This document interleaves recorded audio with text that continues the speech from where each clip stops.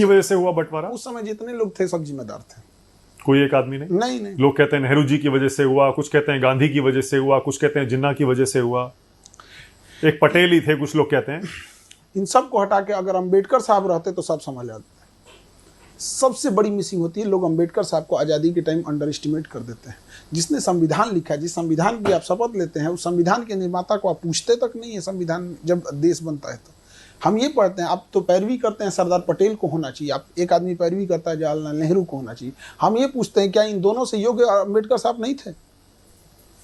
आप इन्हीं से पूछिए कि आप दोनों से योग्य थे कि नहीं थे। अंबेडकर साहब वो व्यक्ति थे जिनके हाथ में था एक अलग देश बनाना। 1932 रैमजे मैकडोनाल्ड प्रधानमंत्री, लंदन में बैठ के गोल में सम्मेलन चल रहा था, गांधी जी और वहां खड़े थे, वापस आए, इन्होंने कहा कि मुझे दलितों के लिए अलग देश नहीं चाहिए, बल्कि मुझे उनके लिए आरक्षण चाहिए ताकि मैं उनका उत्थान कर सकूं। क्या जिन्ना से कम पावरफुल थे अंबेडकर साहब?